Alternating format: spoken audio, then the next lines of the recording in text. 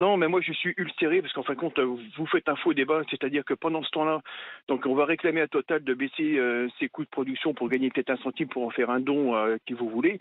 Mmh. Mais combien de litres ont été produits? La fiscalité, ça a généré combien de milliards pour l'État? Ça, il n'y a Mmh. aucun chiffre qu'on entend.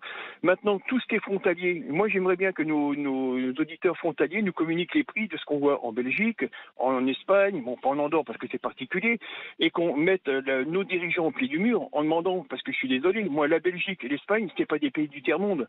Il y a Mmh. des équipements, il y a des hôpitaux, ils ont même style de vie que nous, on va dire. Et pourquoi Euh, ils ont moins de taxes alors? Ouais.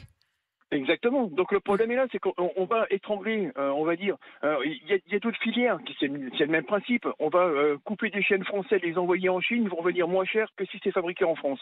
On arrive à ce genre de choses qui sont totalement D'aberration, quoi. anti-écologiques, Mmh. des aberrations écologiques, économiques, mais par contre c'est comme ça que fonctionne le système. Donc moi, c'est ça que Total fait des bénéfices, grand bien leur face. Maintenant, Total, n'oubliez pas qu'on suit des stations à l'étranger, mais qui sont encore moins chères qu'en France. Alors voilà.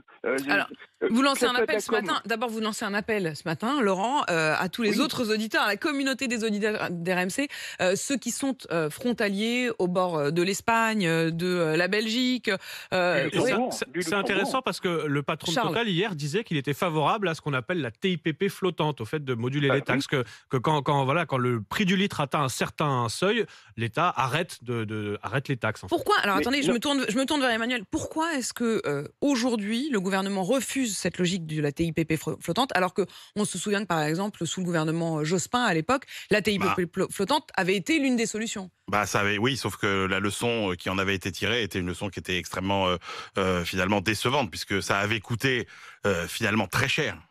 Ça avait coûté. Enfin, ça coûte pas, c'est de l'argent, c'est un C'est de manque à gagner. l'argent qui rentre pas. C'est Oui, l'argent enfin, qui rentre pas. c'est par rapport à la situation normale, c'est quand même une situation où on perd de l'argent. Et en fait, on s'était aperçu que l'État avait perdu plusieurs milliards d'euros pour faire gagner à la pompe aux consommateurs 2 à 3 centimes d'euros. Donc, à l'époque, c'était pas, ça avait pas été concluant. Laurent, quelle serait la solution si je vous écoute vous? moi, la solution, c'est tout simplement qu'il y ait une. On est quand même européens avant tout maintenant, qu'il y ait Mmh. une fiscalité européenne, mais que ce Mmh. soit pas uniquement pour les Mmh. carburants, pour tout, Mmh. les TVA, les taxes, les charges. C'est-à-dire que quelqu'un installé sur un territoire européen ait les mêmes charges et les mêmes chances que tout le monde. C'est-à-dire que on fait de la distorsion de concurrence, on fait de la concurrence entre les États. Si la Roumanie a accueilli Dacia, c'est pas pour faire que les Roumains soient tous équipés, c'est pour les Ouais. vendre en France. Maintenant, Ouais. on en est là, c'est-à-dire que